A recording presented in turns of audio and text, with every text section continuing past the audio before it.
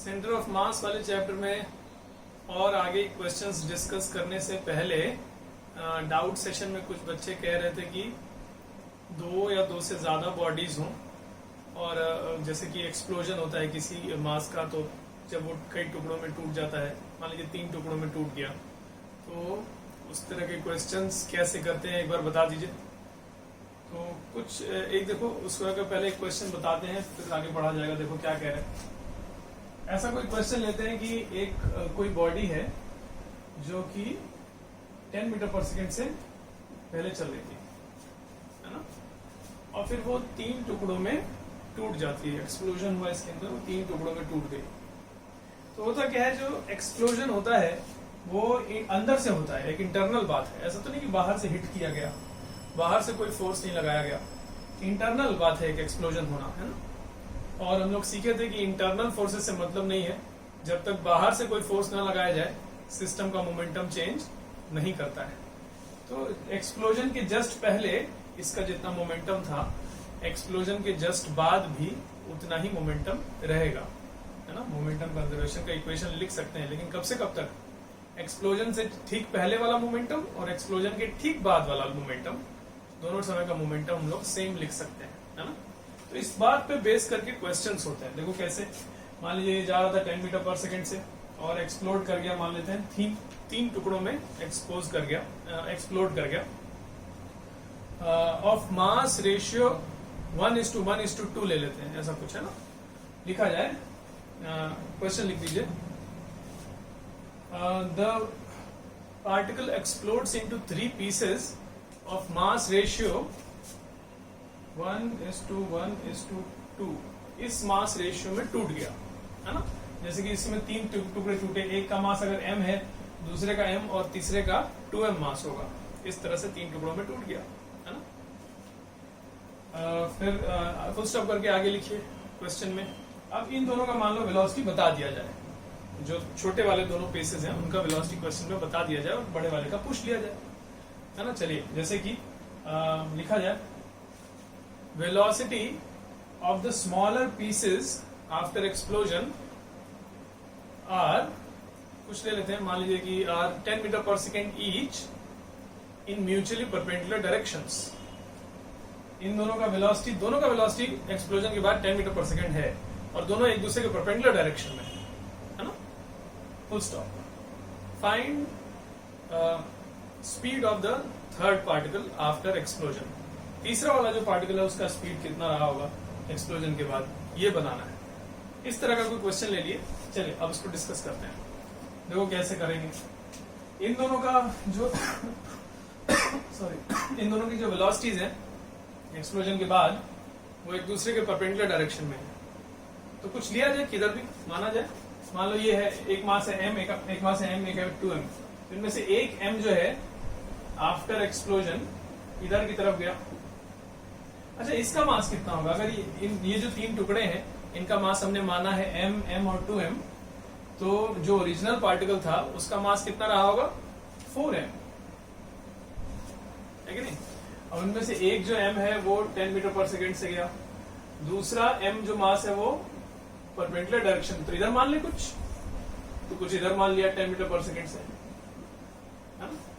अच्छा, दूसरे वाले को इसके परपेंडिकुलर मानना था तो इधर ही क्यों माने, इधर क्यों नहीं माने, उससे फर्क नहीं पड़ता। हमसे फाइनली इसका स्पीड पूछा है तीसरे वाले का, magnitude of velocity, direction of velocity तो पूछा ही नहीं है।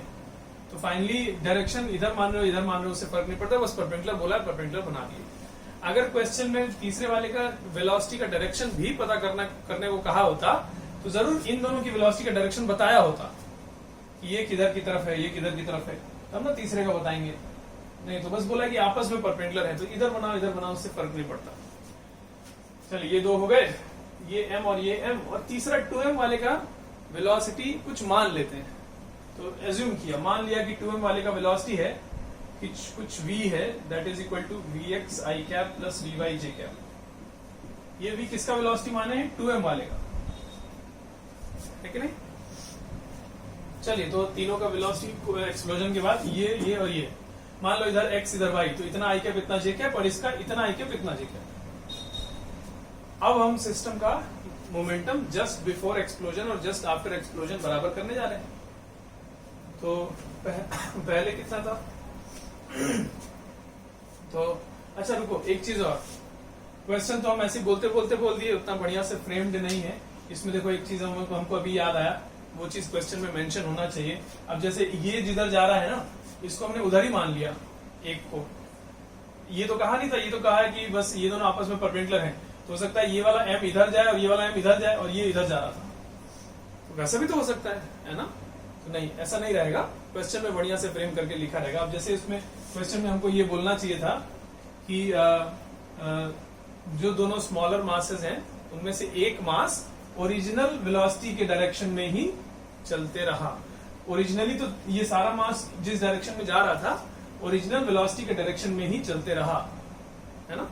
तब जाके ये क्वेश्चन में ऐसा डायग्राम बनेगा, नहीं तो गड़बड़ हो जाएगी। नहीं तो इधर उधर मानने लगे तो फिर बहुत सारे डायरेक्शन हो सकते हैं ना, कि इसको इधर माने, ऐसे माने, ऐसे माने, ऐसे माने, ऐसे किधर माने, दोनों को, है ना? तो आंसर नहीं आएगा उस तरह से। एक बात क्वेश्चन में लिख दीजिए, वो मिस हो गया था। क्वेश्चन में लिखिए, given that one of the smaller masses continues moving in the original direction after the explosion.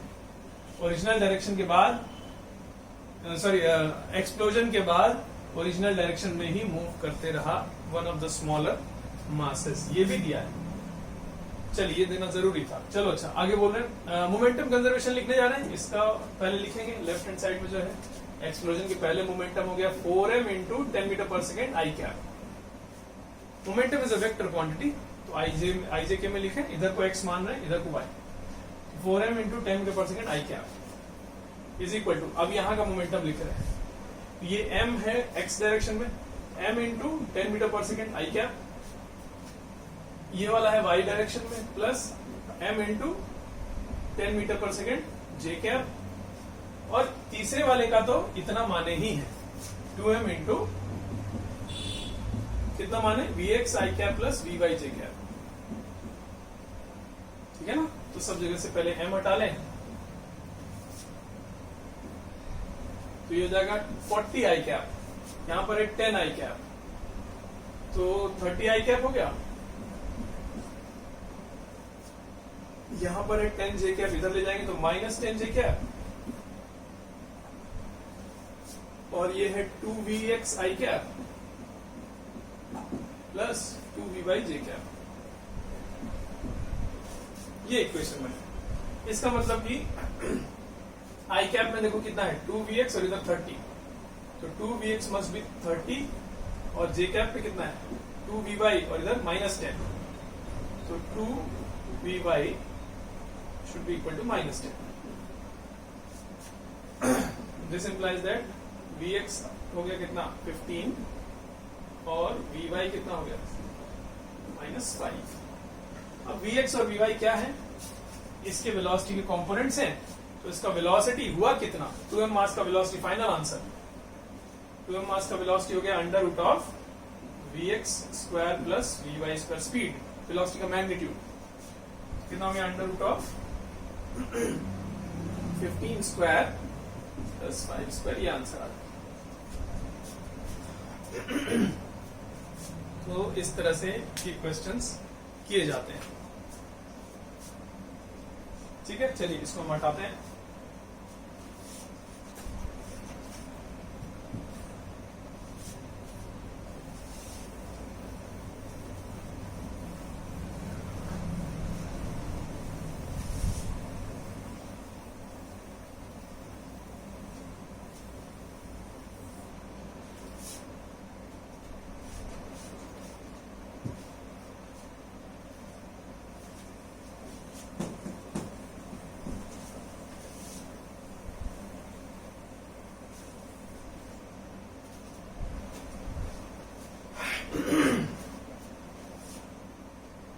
हम लोग वापस आ रहे हैं, जो टॉपिक चल रहा था, हम लोग इम्पल्स के क्वेश्चंस कर रहे थे।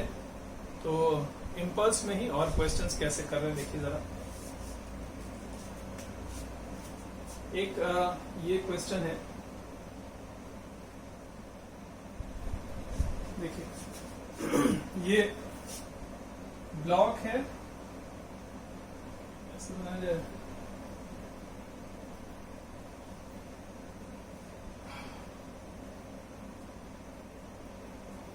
देखिए सर, यहाँ से एक धागे का एक एंड फिक्स कर लिए, है ना। धागे के दूसरे एंड पे एक ब्लॉक को अटैच करना है, स्मॉल ब्लैक ब्लॉक है, धागे का एक एंड यहाँ पे फिक्स करना है, दूसरे एंड पे ये ब्लॉक अटैच करना है, ठीक है। तो या फिर देखो पहले ये नहीं, पहले और थोड़ा एक स्टेप पहले का करते हैं, ये अगला स्टेप है। पहले ऐसे करते, देखो ये एक धागा है, ढीला है अभी, ऐसे बना दिए, और ये एक ब्लॉक है, ठीक है। तो यहां से यहां तक का जो डिस्टेंस है दैट इज L, और धागे का लेंथ है 2L, है ना। अच्छा, ऐसे देख के ये लग रहा होगा कि सर ये तो नीचे गिर जाएगा छोड़ेंगे तो, नहीं, ये एक्चुअली ये हॉरिजॉन्टल प्लेन है, क्वेश्चन में दिया है कि ये हॉरिजॉन्टल प्लेन है, ये बोर्ड का जो प्लेन है वो हॉरिजॉन्टल प्लेन, मतलब एक टेबल है, ये टेबल के ऊपर ये रखा हुआ है, मतलब ग्रेविटी क्या होगा, इनटू द बोर्ड। तो हम लिख दे रहे हैं ऐसा, ग्रेविटी का डायरेक्शन इनटू द बोर्ड, मतलब अंदर क्रॉस करके G। तो mg इधर नहीं लग रहा है, mg अंदर की तरफ है ना, mg वाला फोर्स अंदर की तरफ, ग्रेविटी इनटू द बोर्ड, ये हॉरिजॉन्टल है। तो ये टेबल से नॉर्मल भी होगा, mg नॉर्मल कैंसिल, ऐसे छोड़ देंगे तो ऐसे ही रहेगा, ठीक है। अब इस ब्लॉक को कुछ वेलोसिटी दे दिए v0, चला के छोड़ दिए, कैसे चलेगा, तो सीधे जाएगा, ऐसे तो नहीं जाएगा ना, प्रोजेक्टाइल बना के नहीं ना, ग्रेविटी अंदर है, अब mg अंदर, नॉर्मल बाहर, कैंसिल आउट, वो सबसे मतलब ही नहीं, केबल है ये, ऐसा ऐसे मार दिए तो सीधा जाएगा, ये सीधा जाएगा। अभी धागा ढीला था, और जैसे जैसे ये आगे जाएगा एक समय ऐसा आएगा कि धागा टाइट होगा, है ना, धागा ये ऐसा हो जाएगा,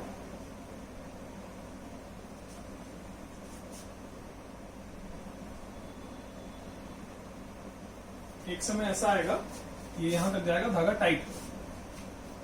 तो धागा टाइट होने के जस्ट पहले तक तो ये कांस्टेंट वेलोसिटी से आ रहा था, v0 से ही आ रहा था, ये v0 से चलते चलते यहां तक आएगा, धागा टाइट होने के जस्ट पहले तक। लेकिन जैसे ही धागा टाइट होगा तो इसके ऊपर एक झटका लगाएगा, नहीं, धागा जैसे ही टाइट होगा एक झटका लगाएगा इसके ऊपर, नहीं, इंपल्सिव फोर्स, तेजी से, dt टाइम में खूब ज्यादा फोर्स। तो धागा जब इस पे ऐसे इंपल्स लगाएगा तो इसका मोमेंटम चेंज होगा। सोचो सही बात है कि नहीं, पहले इसको ऐसे चला दिए, सीधे जा रहा था, लेकिन जैसे धागा टाइट होगा अब ये इधर थोड़ी जा पाएगा, इधर कैसे जाएगा, धागे का लेंथ बड़ा कैसे कर देगा, तो फिर जैसे टाइट होगा तो फिर तो इधर चलने लगेगा ना, ये जो रेडियस हो गया, इसके इतने रेडियस का आर्क बनाते हुए ऐसे चलने लगेगा, नहीं। तो यहां तक तो ऐसे जा रहा था, और एकदम से जैसे धागा टाइट हुआ इसका मोमेंटम चेंज हो गया। चलिए, अच्छा, तो ये क्वेश्चन था, ये सब तो हम आगे की बात बोल दिए, सोल्यूशन की बात बोल दिए एक तरह से, बस इतना क्वेश्चन है कि इसको ऐसे चला दिए थे। क्वेश्चन लिखिए, find velocity of block just after string becomes tight, इसका मास है। Find velocity of block just after string becomes tight, जैसे ही धागा टाइट होता है उसके तुरंत बाद ब्लॉक का वेलोसिटी कितना हो जाएगा। तो जब भी क्वेश्चंस होते हैं इस तरह के, जिसमें कि पहले पिछले क्लास में भी हम लोग ऐसे कर रहे थे कि किसी एक मोमेंट पे जब इंपल्स लगा, है ना, झटका लगा एकदम से, तो उसके जस्ट पहले और जस्ट बाद के दो डायग्राम जरूर बनाने चाहिए, है ना, तब ना लिखेंगे कि झटका लगने के जस्ट पहले का मोमेंटम और जस्ट बाद का मोमेंटम क्या है, और वो सब डिस्कशन करेंगे। तो धागे के टाइट होने के जस्ट पहले का डायग्राम ये है, ये v0 से जा रहा था, धागा टाइट होने के ठीक pहले, और इधर हम बनाने जा रहे हैं धागा टाइट होने के ठीक बाद का डायग्राम। तो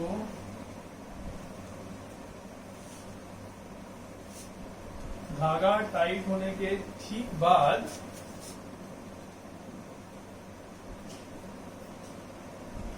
ये इसके परपेंडिकुलर डायरेक्शन में, धागे के परपेंडिकुलर, अब इधर की तरफ चलना शुरू करेगा ना, धागे का लेंथ थोड़ी बड़ा हो जाएगा, इनएक्सटेंसिबल होता है। चलिए, अच्छा, तो देखिए क्या कैसे करते हैं इस तरह के क्वेश्चंस। सबसे पहले तो धागे के अलोंग और धागे के परपेंडिकुलर डायरेक्शंस में इनिशियल जो वेलोसिटी v नॉट है उसके कंपोनेंट्स तोड़ने जा रहे हैं। अभी समझ में आएगा क्यों। पहले एंगल वगैरह देख लिया जाए। ये वाला जो एंगल है, ये अगर थीटा है तो इस राइट एंगल ट्राइंगल में देखिए ये लेंथ l है और ये लेंथ कितना होगा, यही तो धागा है ना, धागे का टोटल लेंथ 2l था ना, तो धागा जब ऐसे होगा तो ये लेंथ हो गया 2l। तो ये अगर थीटा है तो साइन थीटा इज l/2l, मतलब साइन थीटा इज 1/2। इसका मतलब ये जो थीटा है ये 30 डिग्री है, तो ये 30, तो ये वर्टिकली अपोजिट 30 डिग्री होगा। तो v नॉट के कंपोनेंट्स तोड़ लेते हैं। ये जो वेलोसिटी है इसका इधर की तरफ जो कंपोनेंट आएगा वो आएगा साइन थीटा और इधर की तरफ कॉस थीटा। थीटा की तरफ कॉस वाला कंपोनेंट होता है ना, तो v नॉट कॉस थीटा मतलब v नॉट रूट 3/2 इधर की तरफ वेलोसिटी थी और इधर की तरफ कितनी थी, v नॉट/2। v नॉट को ही कंपोनेंट्स में तोड़ के लिख लिए हैं, तो थोड़ा डायग्राम साफ कर लेते हैं। v नॉट को यहां से हटा लेते हैं, हो गया ना। v नॉट को ही तो दोनों कंपोनेंट में तोड़ के लिख दिए। तो एक तरह से इस ब्लॉक के पास दो वेलोसिटीज हैं। एक वेलोसिटी है धागे के लेंथ के अलोंग इतना, और एक है वेलोसिटी धागे के लेंथ के परपेंडिकुलर इतना। कंपोनेंट तोड़ ली। अब देखिए होता क्या है कि जैसे ही धागा टाइट होगा, अब धागा इस ब्लॉक पर एक इंपल्सिव फोर्स लगाएगा। हम लोग सीखे थे पहले न्यूटन्स लॉ में कि धागा हमेशा अपनी तरफ खींचता है किसी चीज को, एक ही डायरेक्शन में फोर्स लगा सकता है धागा, सिर्फ एक डायरेक्शन में। किस डायरेक्शन में? अपनी तरफ। धागे से बस किसी चीज को अपनी तरफ खींचा जा सकता है, धकेल नहीं सकते, इधर उधर नहीं कर सकते, सिर्फ अपनी तरफ खींच सकते हैं। नहीं, तो धागा हमेशा टेंशन फोर्स जो लगाता है वो अपने तरफ लगाता है। तो धागा जब जैसे ही टाइट होगा, एक झटके वाला फोर्स जो लगाएगा वो इस ब्लॉक पर अपनी तरफ मतलब इधर की तरफ लगाएगा। इधर के डायरेक्शन में धागा फोर्स नहीं लगा सकता, बस अपनी तरफ खींच सकता है। इधर की तरफ टेंशन फोर्स लगाएगा। अगर टी टेंशन ड्रॉ करे तो इधर बनेगा ना, तो इसका इधर कंपोनेंट कोई कहे टी का कितना है, तो टी cos 90 is 0, तो इधर की तरफ कोई फोर्स नहीं। तो अगर हम कह रहे हैं कि ये जो इंसिडेंट है धागा का टाइट होना, तो जैसी धागा टाइट हुआ, जो फोर्स इस ब्लॉक पे लगा वो केवल इस डायरेक्शन में लगा, इधर की तरफ कोई फोर्स नहीं लगा है अगर, तो इधर की तरफ वाला वेलोसिटी में कोई अंतर नहीं आएगा। तो ये वेलोसिटी उतने का उतना लिख दिए, जितना यहां था उतना यहां, v नॉट/2। अंतर किस में आएगा? ये वाली वेलोसिटी में। ये वाली वेलोसिटी चेंज हो जाएगी। अच्छा, चेंज हो जाएगी तो चेंज होगी कितना लिख दें, कुछ v डैश लिख दें क्या? नहीं, होता ये है इधर की तरफ इस ब्लॉक के पास अगर कोई भी वेलोसिटी रह गई तो फिर ये इधर की तरफ जाएगा, धागा लंबा होने लगेगा। लेकिन धागा इनएक्सटेंसिबल होता है, मतलब इस डायरेक्शन में कोई वेलोसिटी नहीं बचेगी। इस डायरेक्शन में अगर कोई वेलोसिटी हुई तो धागे का लेंथ चेंज होने लगेगा, जो कि नहीं होना है ना। हमने माना था शुरू में ही, न्यूटन्स लॉ में ही बताया थे कि धागा इनएक्सटेंसिबल रहेगा। तो होगा क्या, ये वाली वेलोसिटी जो थी, ये वाली वेलोसिटी जब इंपल्स लगा तो ये वाली वेलोसिटी खत्म हो गई, 0 हो गई, बस ये वाली बची। तो यही ब्लॉक की फाइनल वेलोसिटी है। कोई इक्वेशन नहीं लिखना है, बस डायग्राम बनाएंगे तो दिख जाएगा कि ये वाली वेलोसिटी खत्म हो जाएगी, ये वाली बच जाएगी। क्यों खत्म हुई और क्यों बची, हम वही एक्सप्लेन कर रहे थे अभी। ये बच क्यों गई, ये चेंज क्यों नहीं हुई, क्योंकि इस डायरेक्शन में कोई फोर्स ही नहीं। और ये वाली क्यों खत्म हो गई, क्योंकि इस डायरेक्शन में वेलोसिटी अगर बच जाती तो ये इस डायरेक्शन में ब्लॉक मूव कर जाता, धागे का लेंथ चेंज होने लगता, जो कि नहीं होने वाला है। तो ये होगा, ये आंसर हो गया, ये v नॉट/2 आंसर हो गया, है ना।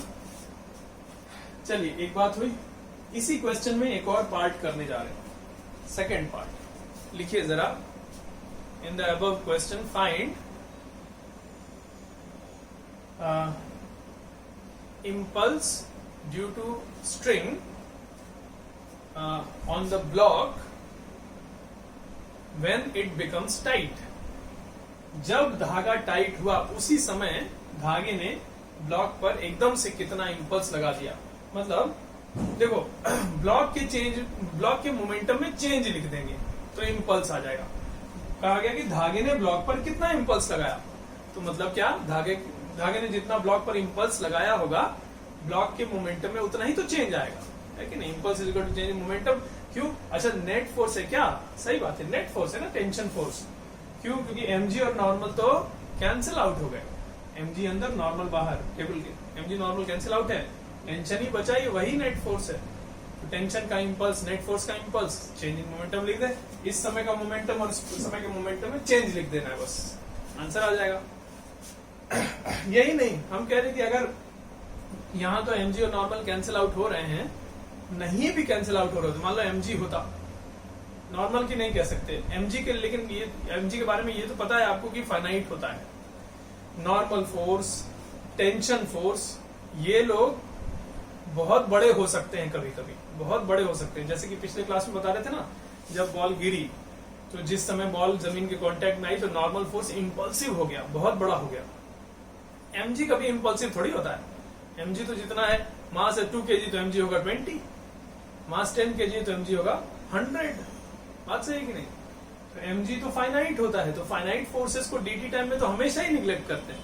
तो अगर यहाँ mg और नॉर्मल वैसे तो कैंसिल आउट है, नहीं हो रहे होते, मान लो mg होता तो mg वैसे भी हम निग्लेक्ट कर देते यहाँ से यहाँ तक, और नॉर्मल के बारे में सोचते कितना है, नहीं है यहाँ तो पता है कि नॉर्मल कैंसिल आउट है, mg के बराबर ही है, नहीं होता तो कितना होता फिर सोचते हैं ना, वो अलग बात होगी। चलिए इस पे आते हैं, हमारे क्वेश्चन का आंसर होगा ब्लॉक के मोमेंटम में चेंज। तो यहाँ इस मोमेंटम में चेंज कितने का है बताइए जरा, सोचिए जरा। ये वाली वेलोसिटी तो उतनी की उतनी है, बस यही चेंज हुई है ना।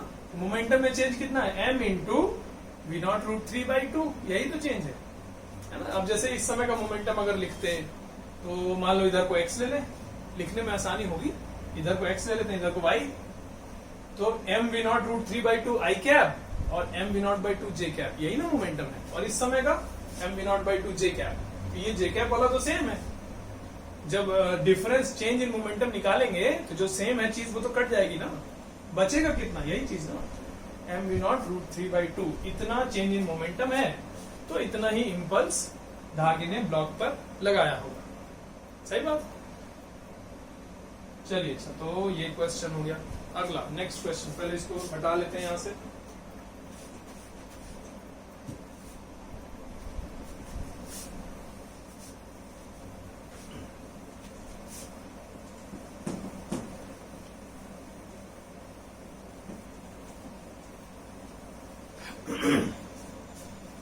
चलिए अच्छा, देखिए जो क्वेश्चन हम अभी किए हैं इसी के जैसा एक और क्वेश्चन दे रहे हैं। अब थोड़ा इसको अपने से एक बार ट्राई करिए, अच्छे से आंसर तक पहुंचाइए, फिर सोल्यूशन देखिएगा। अच्छा पहले क्वेश्चन देखिए क्या है।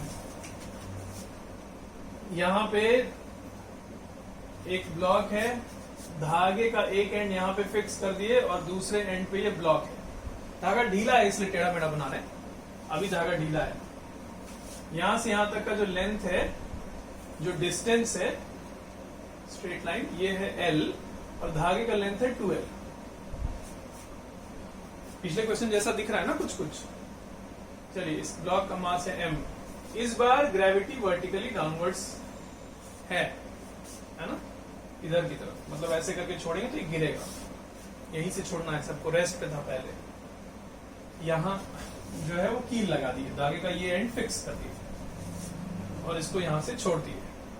तो जब तक धागा ढीला है तब तक तो सीधे गिरेगा, फिर जब धागा टाइट होगा तो फिर एकदम से झटका लगाएगा इसके ऊपर और इसका मोमेंटम में कुछ चेंज ला देगा। सही है। चलिए स्मॉल ब्लॉक है, पॉइंट मास की तरह से ट्रीट करना है। क्वेश्चन लिखिए, क्वेश्चन का पहला पार्ट लिखिए, find velocity of block just before and just after string becomes tight. दोनों बताना है, धागा टाइट होने के जस्ट पहले ब्लॉक का वेलोसिटी कितना था और जस्ट बाद में कितना था। एक बार सॉल्व करिए फिर सोल्यूशन देखिए। चलिए पहले तो ये ब्लॉक सीधा गिरेगा, है ना। एक समय आएगा जब धागा टाइट होगा,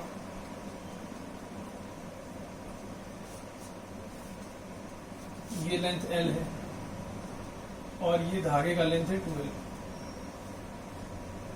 धागा टाइट होने के जस्ट पहले, अभी धागे ने झटके वाला फोर्स लगाया नहीं है, तो जस्ट पहले का डायग्राम ये बना रहे हैं। धागा टाइट होने का जस्ट पहले, ठीक पहले ऐसा कुछ हुआ होगा और ये नीचे गिरते आया है सीधा।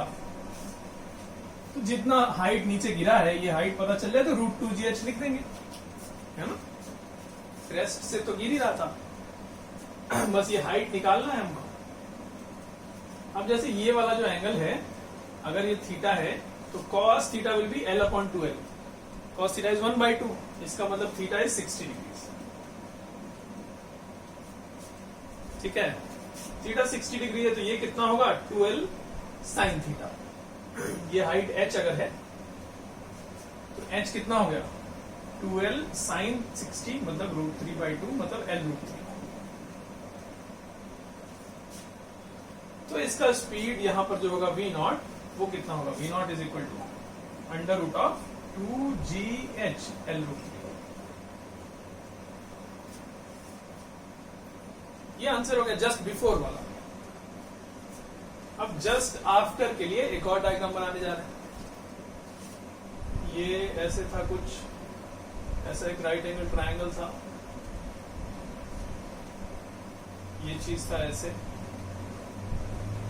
है ना, ये 60 डिग्री था। धागा टाइट होने के जस्ट बाद धागे के तरफ वाली वेलोसिटी खत्म हो जाएगी, क्योंकि यहां से बंधा हुआ है। तो अगर यहां से इस डायरेक्शन में ब्लॉक चला तो धागे का लेंथ ही बढ़ जाएगा। तो यहां से तो बंधा है ना, तो क्या केवल धागे के परपेंडिकुलर वाली इधर वाली जो वेलोसिटी यही बचेगी। तो अब यहां पे देखा जाए इधर वाली वेलोसिटी थी कितनी, तो ऐसे कर देना, ये धागे के अलोंग और परपेंडिकुलर डायरेक्शन में v0 के कंपोनेंट्स तोड़ने होंगे। ये 60 है, ये 30 है, ये 30, ये 60 होगा, है ना, ये 60, ये 30 के अपोजिट 30, 60। तो v0 cos 60 इधर आएगा, मतलब v0/2।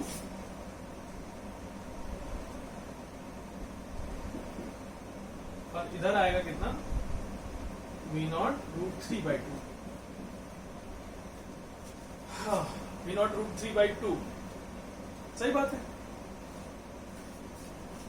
चलिए, अच्छा, तो ये वाली वेलोसिटी खत्म हो जाने वाली है, क्योंकि धागे के लेंथ के अलोंग धागा नहीं जाने देगा इसको, केवल ये बचेगी कौन सी, v0/2। तो v0 तो वैल्यू इतना निकाले थे, v0/2 आंसर हो जाएगा।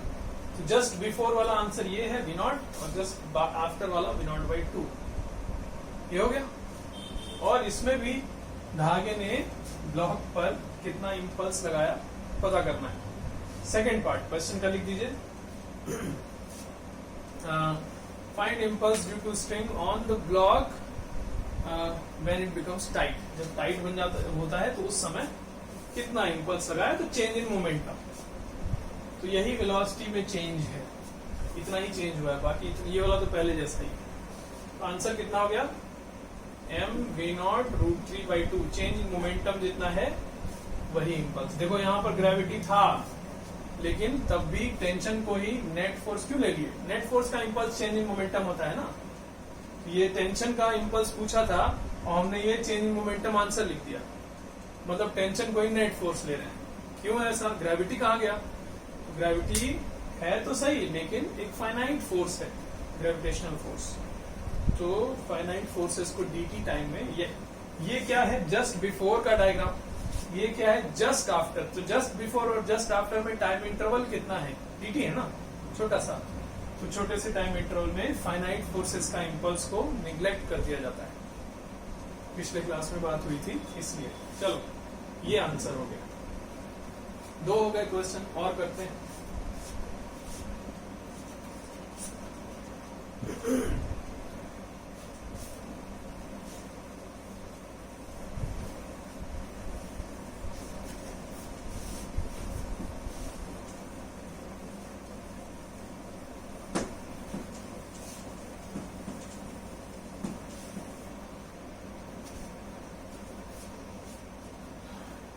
देखिए, ये एक हॉरिजॉन्टल प्लेन है, मतलब कि gravity is into the board, gravitational force into the board, ये टेबल है, हॉरिजॉन्टल प्लेन है ना, स्मूथ हॉरिजॉन्टल प्लेन है, और दो ब्लॉक्स हैं यहाँ पर, इनके बीच का जो सेपरेशन है दैट इज L, और दोनों को एक धागे से जोड़ा हुआ है जो कि ढीला है, इस धागे का लेंथ है 2L। अंतर क्या होगा पिछले क्वेश्चन में इस क्वेश्चन में? धागे का दूसरा एंड फिक्स्ड होता था, अब यहाँ पे दूसरा एंड फिक्स नहीं है, इधर भी एक ब्लॉक है m मास का और ये भी m मास का एक ब्लॉक है, ठीक है कि नहीं? चलिए अच्छा, अब क्या कर रहे हैं, पहले तो ऐसे रख के छोड़ दिए, ऐसे ही रहेगा, mg अंदर नॉर्मल बाहर कैंसिल, जो जैसे वैसे रहेगा। अब क्या किए, इसको चला के छोड़े, हॉरिजॉन्टल डायरेक्शन में एक v0 वेलोसिटी दे के छोड़ा गया, तो ये ऐसे जा रहा होगा, फिर एक समय आएगा धागा टाइट होगा, धागा टाइट होगा तो फिर फोर्स लगाएगा, तो वेलोसिटी चेंज हो जाएगी, वही पता करना है। क्वेश्चन लिखा जाए, find velocities of the two blocks just after string becomes tight। दोनों ब्लॉक्स का वेलोसिटी बताना है, कब? धागा टाइट होने के तुरंत बाद। चलिए तो देखा जाए, तो जैसे ही धागा टाइट होने वाला होगा, धागा टाइट होने के ठीक पहले ऐसा डायग्राम था, और धागा टाइट होने के ठीक बाद का डायग्राम इधर बना रहे हैं।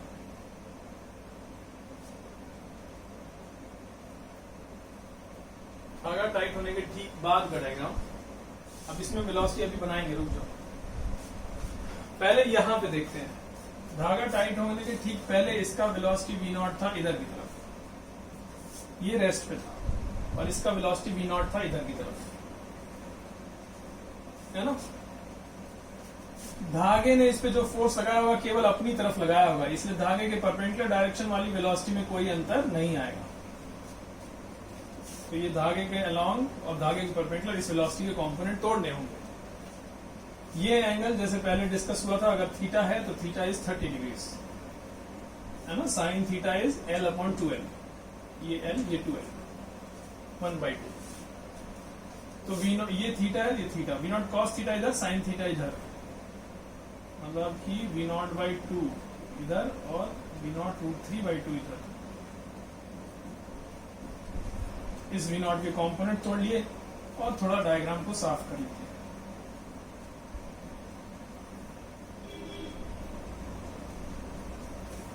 ये वेलोसिटी, दो वेलोसिटी बना ली इस ब्लॉक का, इधर इतना इधर इतना। ये वाली वेलोसिटी में कोई अंतर नहीं आएगा क्योंकि इस डायरेक्शन में इस ब्लॉक पर कोई फोर्स नहीं लगा, इसलिए ये वाली वेलोसिटी उतनी ही, कितना? v0/2। अब बचा इधर की तरफ कितना। इस तरह का जो क्वेश्चन किए थे पहले, इसके पहले के पहले वाला, उसमें इस डायरेक्शन वाली वेलोसिटी को 0 कर दिए थे, बोले थे ना कि ये वाली वेलोसिटी 0 है, 0 हो जाएगी, क्योंकि अगर ये वाला इधर की तरफ वेलोसिटी रह गई तो धागे का लेंथ ही बढ़ जाएगा। ये एंड धागे का फिक्स था, लेकिन उस क्वेश्चन में ये एंड फिक्स है, अगर तो इधर की तरफ अगर ये ब्लॉक जाएगा तो धागे का लेंथ बढ़ जाएगा, जो कि इम्पॉसिबल है, तो इसलिए बोले थे इधर वाली वेलोसिटी 0। लेकिन इस क्वेश्चन में ये एंड फिक्स नहीं है, हा? मतलब क्या है, एक बात सोचो, धागे ने जो टेंशन फोर्स लगाया होगा, टेंशन फोर्स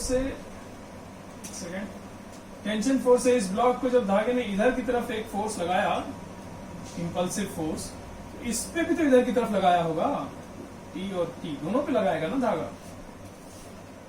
अब उस क्वेश्चन में तो यहां से फिक्स था ना, कील लगा दिए थे, लेकिन अब यहां से ये ब्लॉक तो मूवेबल है, फिक्स थोड़ी है, तो मतलब जब धागा इसको इधर खींचेगा, ये भी तो इधर चलेगा, मतलब इसके पास भी तो इधर की तरफ एक वेलोसिटी आ जाएगी।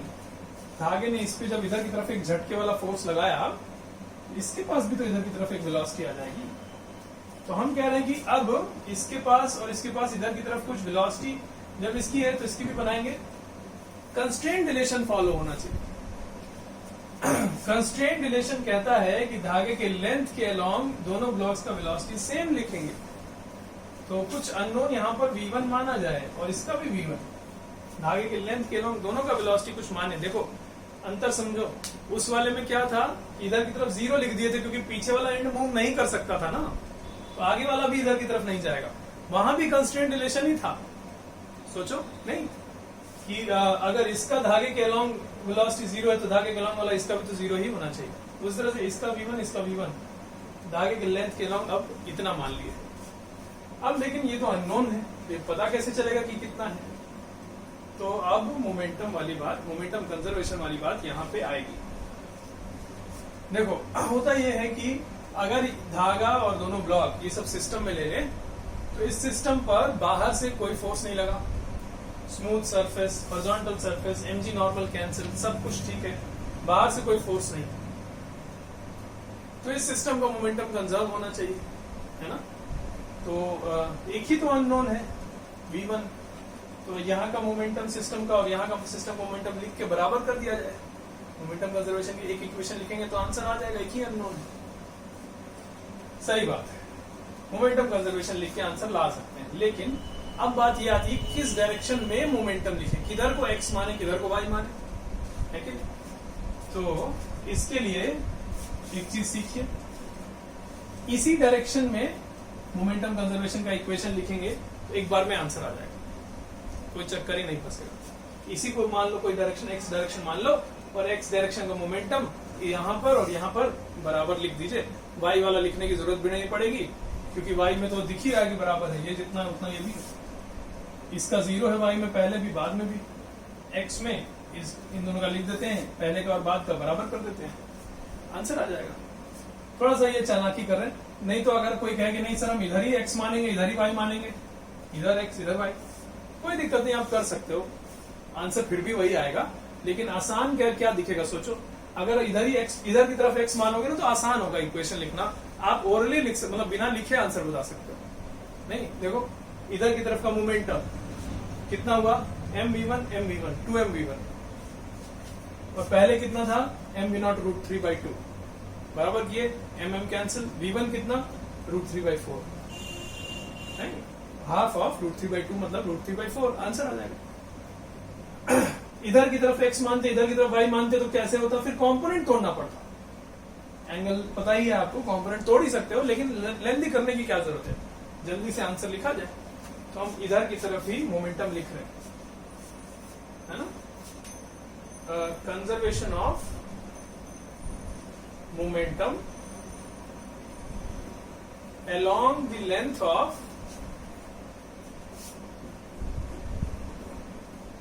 स्ट्रिंग, धागे के लेंथ के अलोंग, इस वाले डायरेक्शन में कंजर्वेशन मोमेंटम लिख देंगे, इक्वेशन लिख देंगे, आंसर आ जाएगा। तो कितना हुआ, mv1 प्लस mv1 बाद का है और पहले का कितना था, mv0 √3/2, है ना। तो यहां से this implies that v1 is equal to √3/4, ये आंसर आ जाएगा,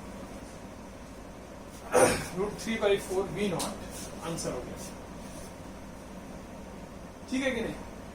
तो एक ये हुआ क्वेश्चन, और करते हैं।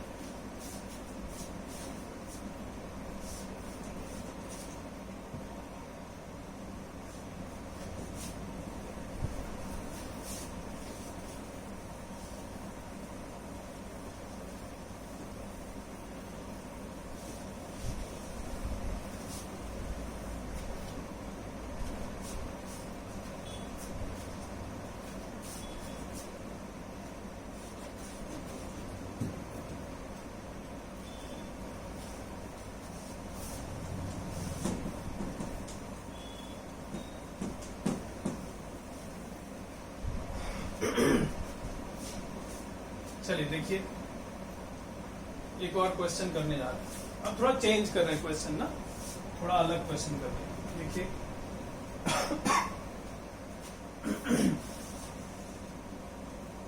ये एक टेबल है, टेबल के ऊपर एक ब्लॉक रखा हुआ है m मास का, धागा है, धागे को पुली के ऊपर से ले आए और इस इधर की तरफ एक दूसरा ब्लॉक है, वो भी m मास का है। इंपल्स से रिलेटेड और क्वेश्चंस कर रहे हैं। देखिए, अच्छा ऐसे अगर सिस्टम को छोड़ देते तो फिर ये नीचे आता इधर जाता, कहीं फ्रिक्शन वगैरह नहीं है, लेकिन ऐसे छोड़ नहीं रहे। देखो क्या कर रहे हैं, इस ब्लॉक को पहले यहां से h हाइट ऊपर उठाए तो क्या होगा, धागा ढीला हो जाएगा। ये रखा हुआ है, इसको उठा दे ऊपर, ये जो धागा है ये ढीला हो जाएगा। तो h हाइट ऊपर उठाए और वहां से फिर इस ब्लॉक को छोड़ दिए। तो ये जो ब्लॉक है इसको यहां से h हाइट ऊपर ले जाके और वहां से छोड़ दिए, है ना।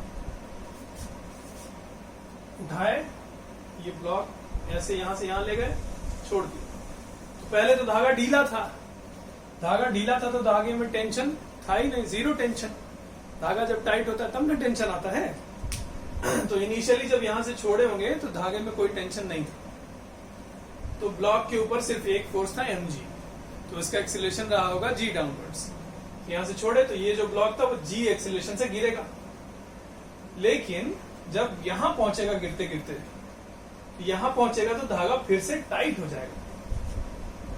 फिर वही बात कि धागा जैसे ही टाइट होगा, टाइट होते ही क्या करेगा, इस पे एक इंपल्सिव फोर्स लगाएगा। जैसे ही झटके वाला फोर्स लगाएगा ना टाइट होते ही, तो इस पे इंपल्सिव फोर्स लगाएगा तो इसका वेलोसिटी चेंज हो जाएगा। अब जैसे इतना हाइट से गिरने पर इसका वेलोसिटी था कितना, √2gh, लेकिन अब √2gh नहीं रह जाएगा। जैसे धागा टाइट होगा उसके बाद तो धागा झटका लगा के इसका वेलोसिटी चेंज कर देगा। इस पर भी धागा एक इंपल्सिव फोर्स, जैसे टाइट होगा धागा, पहले तो ढीला था, जब टाइट हुआ जैसे ही इस पर भी एक इंपल्सिव फोर्स लगा तो इसका भी मोमेंटम चेंज हो जाएगा। दोनों का मोमेंटम कितना, वेलोसिटी कितना कितना हो जाएगा ये बताना है क्वेश्चन में। क्वेश्चन में लिख दीजिए।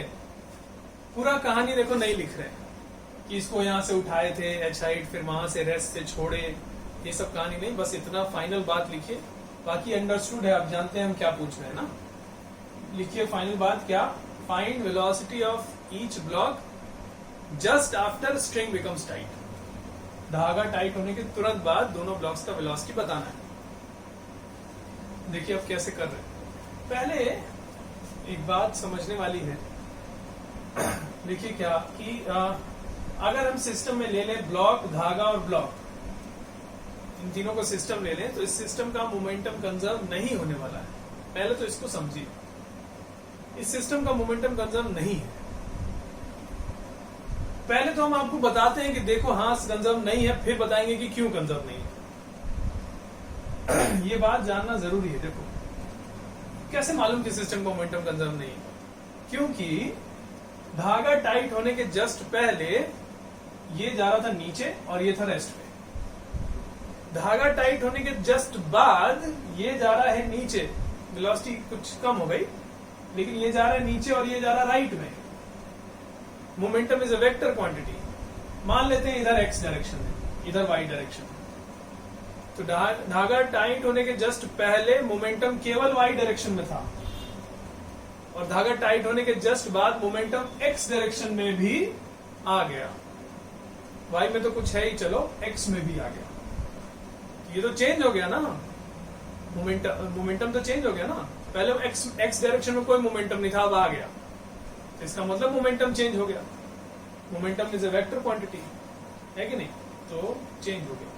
मोमेंटम चेंज हो गया अगर, तो क्यों चेंज हो गया। हम लोग सीखे थे कि सिस्टम का मोमेंटम कब कंजर्व होता है, जब बाहर से नेट फोर्स 0 हो। अगर मोमेंटम कंजर्व नहीं है, चेंज हो रहा है, इसका मतलब बाहर से नेट फोर्स 0 नहीं है। तो कहां से आया नेट फोर्स, थोड़ा एक बार सोचा जाए। तो होता क्या है कि अब धागे ने जो झटका वाला फोर्स लगाया है इस पर और इस पर, उससे कोई चिंता वाली बात नहीं। नेट एक्सटर्नल फोर्स 0 होना चाहिए, वो तो इंटरनल है ना। तो धागे को तो सिस्टम में लिए ना, है ना। सिस्टम में किसको किसको लिए, ये ब्लॉक, धागा और ये ब्लॉक। तो धागा तो सिस्टम का हिस्सा है, तो धागे ने जो इंपल्सिव फोर्स लगाया उससे तो कोई मतलब ही नहीं है ना। एक्सटर्नल फोर्सेस देखा जाए, कहीं तो एक्सटर्नल फोर्स लगा होगा सिस्टम के ऊपर, तब सिस्टम का मोमेंटम चेंज हो गया है। अच्छा, क्या नॉर्मल को लिया जाए यहां से, क्या नहीं, वो सब चक्कर ही नहीं। इसका mg, इसका नॉर्मल, यहां से जो नॉर्मल है और यहां से mg आपस में कैंसिल आउट है। n इक्वल टू mg है ना यहाँ पे, तो y यहाँ पे y डायरेक्शन में नहीं, तो ये नॉर्मल तो mg mg नॉर्मल कैंसिल है, उससे भी मतलब नहीं है। फिर कौन बचा? इसके ऊपर जो mg लग रहा है वो बचा, वो भी तो बाहर का फोर्स है। नहीं, धागा टाइट होने के जस्ट पहले और धागा टाइट होने के जस्ट बाद का मोमेंटम चेंज हो गया है ना, dt टाइम के अंदर मोमेंटम चेंज हो गया। तो फाइनाइट फोर्सेस को dt टाइम में निग्लेक्ट करते हैं। फाइनाइट फोर्सेस dt टाइम में कोई इंपल्स नहीं लगा पाएंगे। तो mg तो फाइनाइट फोर्स है, बात ही खत्म। तो देख रहे हो हम क्या कह रहे हैं, कई फोर्स ही नहीं दिख रहा है जो ऐसा एक्सटर्नल फोर्स हो जिसने मोमेंटम को चेंज किया हो। मोमेंटम चेंज तो है पक्का, है कि नहीं? जैसे अभी बता रहे थे, एक्स डायरेक्शन में पहले कोई मोमेंटम नहीं था, अब आ गया, इसका मतलब मोमेंटम चेंज हुआ है। तो कैसे चेंज हो गया? बिना एक्सटर्नल फोर्स के? नहीं, है एक्सटर्नल फोर्स, ध्यान से देखो होता क्या है। और बाहर से फोर्स भी है और इंपल्सिव होना चाहिए, बहुत बड़ा फोर्स होना चाहिए, तब ना dt टाइम में वो कुछ फर्क डाल पाएगा। mg वगैरह से फर्क नहीं पड़ेगा dt टाइम में, बड़ा फोर्स होना चाहिए बाहर से। तो देखो कहां से है, जैसे ही धागा टाइट हुआ है, धागे में जो एक झटका लगा, टेंशन अचानक से खूब बड़ा हो गया, इंपल्सिव हो गया।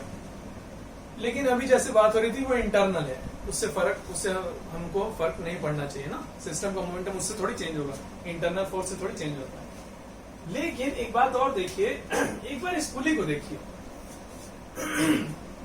ये जो पुली है, धागा ऐसे खींच रहा होगा टेंशन फोर्स से पुली को, और जब ये टेंशन इंपल्सिव हुआ तो पुली के ऊपर धागे ने एक नेट फोर्स, इन दोनों का रिजल्टेंट इधर आएगा ना, इस टी और टी का रिजल्टेंट इधर।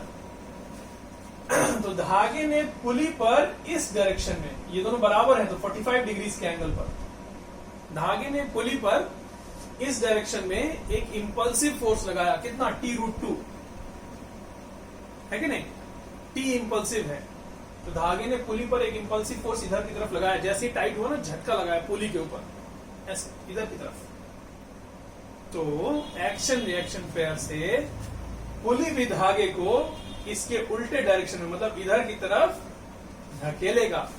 धागे ने पुली को इधर ढकेला तो पुली ने धागे को इधर ढकेला। अब देखिए हमारे सिस्टम पे वापस आइए। हमारे सिस्टम में क्या क्या था? ये ब्लॉक, धागा और ये ब्लॉक, ये सिस्टम था।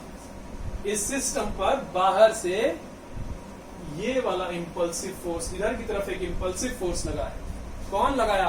पुली लगाया। पुली ने लगाया नहीं, इधर की तरफ एक इंपल्सिव फोर्स लगा, बहुत बड़ा फोर्स। जैसे ही धागा टाइट हुआ ना, तो एक झटके वाला फोर्स पुली ने भी इस पर इधर की तरफ लगाया। अब ये जो बाहर से फोर्स है, इंपल्सिव भी है और इसका एक्स डायरेक्शन में एक कॉम्पोनेंट भी है। इस वजह से एक्स डायरेक्शन में सिस्टम का मोमेंटम चेंज हो गया। पहले 0 था, अब आ गया कुछ, है ना। चलिए, तो फाइनली ये सब डिस्कशन करने के पीछे पर्पस ये था, ये बताना आपको कि momentum is a vector quantity, momentum conserve नहीं है सिस्टम का, है ना। तो ये मत कह देना इसमें कि सिस्टम का मोमेंटम, क्वेश्चन पूछ सकता है कि बताइए इसमें सिस्टम का मोमेंटम कंजर्व होगा कि नहीं, just before and just after string becomes tight. तो नहीं लिखना कभी कि मोमेंटम कंजर्व है, नहीं है कंजर्व एक्चुअली, है ना। कोई बेवकूफ बनाए तो बनना मत कि नहीं देखो कि ये इधर और इधर, नहीं, सिस्टम का मोमेंटम नहीं है कंजर्व। चलिए, ये हम लोग कंक्लूड किए। वापस अब क्वेश्चन कैसे करेंगे, ये वाला जो पूछा गया था उस पर आते हैं। ये सब हटाते हैं।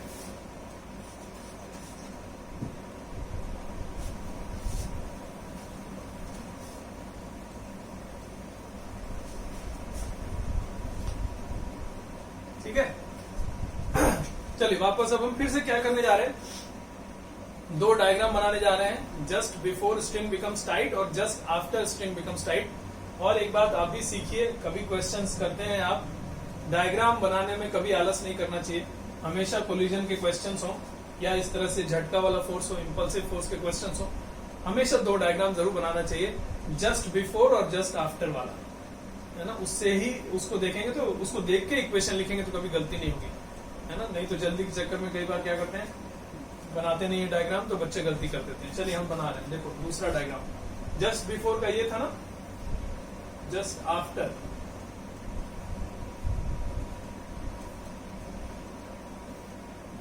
Just after string becomes tight, जब धागा टाइट हो गया अब कंस्ट्रेंट रिलेशन फॉलो होना शुरू हो जाएगा।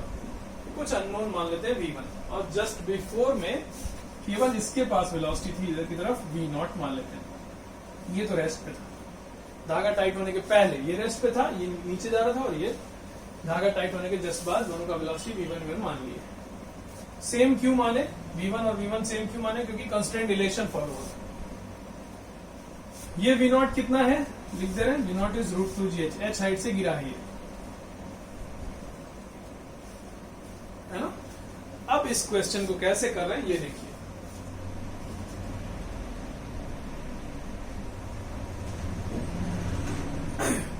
ये तो है कि जब धागा टाइट हुआ होगा, धागे में जब अचानक से बहुत बड़ा टेंशन डेवलप हुआ होगा, धागा इस पर भी टेंशन फोर्स लगाएगा, इस पर भी लगाएगा, लेकिन धागे का क्या प्रॉपर्टी है कि धागे के दोनों एंड्स पे जो बॉडीज अटैच्ड होती हैं उन पे बराबर बराबर टेंशन फोर्स लगेगा। पूरे धागे में एक ही टेंशन होता है ना यहां से यहां तक, तो जितना फोर्स इस पर लगेगा उतना ही इस पर लगेगा, बस डायरेक्शन में अलग अलग होगा। इस पर फोर्स लगेगा इधर की तरफ, इस पर फोर्स लगेगा इधर की तरफ। वही टी इस पर लगा इधर, टी इस पर लगा इधर, है कि नहीं? एक बात हमने कहा कि दोनों पे बराबर बराबर मैग्नीट्यूड का फोर्स लगा रहा है धागा। ऑल्सो जो ड्यूरेशन है यहां से जस्ट बिफोर और जस्ट आफ्टर का के बीच का जो टाइम इंटरवल है वो dt टाइम इंटरवल, वो तो है, dt तो सेम है दोनों के लिए, नहीं? तो हम कह रहे हैं कि इस पर इंपल्स धागे ने कितना लगाया, तो t dt टेंशन है फोर्स और dt टाइम के लिए हम बात कर रहे हैं यहां से यहां तक, तो t dt इंपल्स इस पर लगा, किधर की तरफ? ऊपर की तरफ, टेंशन खींचेगा इसको ऐसे। और इस पर कितना इंपल्स लगाया धागे ने, t dt, और किधर की तरफ? राइट साइड में, इधर खींचा धागे ने अपनी तरफ, है ना।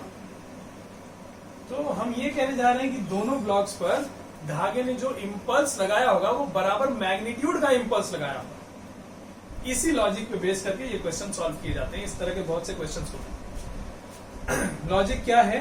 धागे ने दोनों ब्लॉक्स पर बराबर मैग्नीट्यूड का इंपल्स लगाया होगा। इस पर जो इंपल्स लगाया धागे ने उसका मैग्नीट्यूड लिखा जाए, और इस पर जो इंपल्स लगाया धागे ने उसका मैग्नीट्यूड लिखा जाए, और दोनों ब्लॉक्स पे जो इंपल्स लग रहा है उन दोनों का मैग्नीट्यूड को इक्वेट कर दिया जाए। मैग्नीट्यूड और impulse should be same, impulse vector should not be same ना। ये नहीं कहेंगे कि इंपल्स वेक्टर इधर की तरफ है, इसका इधर की तरफ, बराबर कैसे हो सकता है ना। इस पर जो धागे ने इंपल्स लगाया वो वाई डायरेक्शन में है, इस पर जो धागे ने इंपल्स लगाया वो एक्स डायरेक्शन में, बराबर कैसे हो सकता है? नहीं, इंपल्स का मैग्नीट्यूड सेम है ये कह सकते हैं। वही करने जा रहे हैं। धागे ने इस पर कितना इंपल्स लगाया, तो इसका चेंज इन मोमेंटम mg तो निग्लेक्ट कर रहे हैं, इसका चेंज इन मोमेंटम देखते हैं कितना है। इधर जा रहा था, धागे ने इधर खींचा, तो इसका वेलोसिटी v0 से v1 हो गया। पहले ये बताओ कौन बड़ा होगा, v0 की v1? कैसे डिसाइड होगा? तो धागे ने कैसे खींचा होगा? ऊपर ना, धागा तो अपनी तरफ खींचता है ना। धागे ने इधर खींचा तो जरूर v0 से कम हो गया होगा v1, नहीं, v1 जो है वो कम होगा v0 से। तो कोई कहे कि धागे ने इस पर जो इंपल्स लगाया है उस इंपल्स का मैग्नीट्यूड बताइए, तो मैग्नीट्यूड कैसे बताएंगे? बड़े वाले चेंज इन मोमेंटम लिखना है, बड़े वाले मोमेंटम में से छोटे वाले को घटाएंगे। बोलो सही है कि नहीं?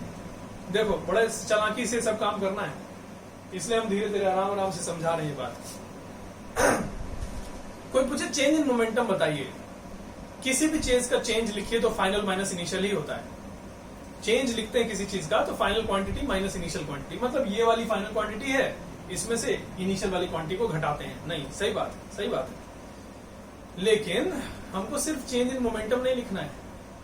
चेंज इन मोमेंटम मतलब इंपल्स नहीं लिखना है, इंपल्स का मैग्नीट्यूड लिखना है। तो हमको मॉड साइन लगाने के बाद मतलब पॉजिटिव वाली चीज लिखनी है, साइन नेगेटिव में नहीं लिख देना। अब जैसे ये छोटा है ये बड़ा, तो इसमें से इसको घटाएंगे तो नेगेटिव आएगा ना, नेगेटिव चीज नहीं लिखनी है ना, हमको मैग्नीट्यूड लिखना है। अभी डिस्कशन थोड़ी देर पहले वही कर रहे थे कि दोनों पर लगने वाला इंपल्स बराबर नहीं है, दोनों पर लगने वाला इंपल्स का मैग्नीट्यूड बराबर है। तो मॉड साइन है ना, तो इसका मतलब बड़ी क्वांटिटी में से छोटी को घटाइए तो सही है, तो ठीक ठीक आएगा, पॉजिटिव आंसर आएगा। तो बस यही चालाकी करनी थी, बाकी आप लिखो आराम से, बड़ा आसानी से आंसर आता है। देखो क्या, इस पर इंपल्स कितना लगा, इंपल्स का मैग्नीट्यूड कितना होगा, तो इसमें से इसको घटाएंगे, mv0 में से mv1 को घटाएंगे, mv0 minus mv1, should be equal to इस पर कितना इंपल्स लगा, इसका चेंज इन मोमेंटम। पहले मोमेंटम 0 था, अब कितना हो गया mv1, चेंज इन मोमेंटम तो यही हुआ mv1 माइनस 0 भी लिख देते चलो, बस ये हो गया, आंसर आ गया। v1 इज कितना v0/2, ये आंसर हो गया, है ना, ऐसे लिखते हैं। तो ये जो कॉन्सेप्ट अभी सीखे हैं कि दोनों पे लगने वाले इंपल्स का मैग्नीट्यूड बराबर करके क्वेश्चंस कैसे करते हैं, उस तरह का एक क्वेश्चन हम लोग अभी किए, और इस तरह के क्वेश्चंस हम लोग करेंगे नेक्स्ट क्लास में, अब किया जाएगा। ठीक है, आज का लेक्चर हम लोग यहाँ पे फिनिश कर रहे हैं।